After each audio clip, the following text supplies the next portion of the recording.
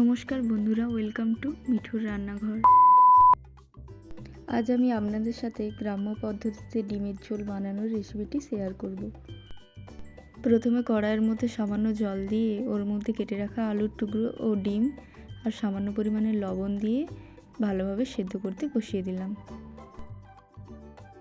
সেদ্ধ হয়ে যাওয়ার পর এগুলি একটি পাত্রের মধ্যে তুলে নিলাম। এখন ডিম আর আলুর মধ্যে সামান্য পরিমাণে লবণ আর হলুদ গুঁড়ো ভালোভাবে মাখিয়ে নেব। এরপর কড়াইয়ের মধ্যে দেওয়া সর্ষের তেল ভালোভাবে গরম হয়ে এলে ডিম এবং আলুগুলি একে একে ভেজে নেব।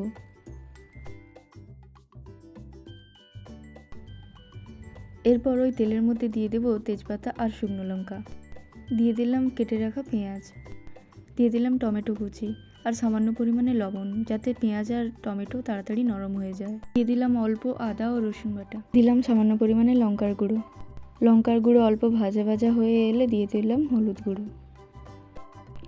এরপর সামান্য জল দিয়ে মশলাটাকে ভালোভাবে কষিয়ে নিলাম। কষানো মশলার মধ্যে ভেজে রাখা আলুর টুকরোগুলো দিয়ে আবারও ভালোভাবে নাড়াচাড়া করে নেব। এবার দিয়ে দিলাম পরিমাণ মতো জল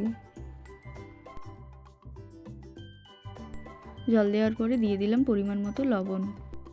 আলু পুরোপুরি সেদ্ধ হওয়ার জন্য কিছুক্ষণের জন্য ঢেকে দিলাম। ঝোল ফুটে এলে এর মধ্যে একে একে ডিমগুলি এবার দিয়ে দেব। সবশেষে ওপর থেকে ছড়িয়ে দিন গরম মশলার গুঁড়ো। দেখুন বন্ধুরা, গ্রাম্য পদ্ধতিতে ডিমের ঝোল রান্নাটা কত সুন্দরভাবে হয়ে গেল। ভিডিওটি ভালো লাগলে প্লিজ সাবস্ক্রাইব করে আমার চ্যানেলটির পাশে থাকার অনুরোধ রইল।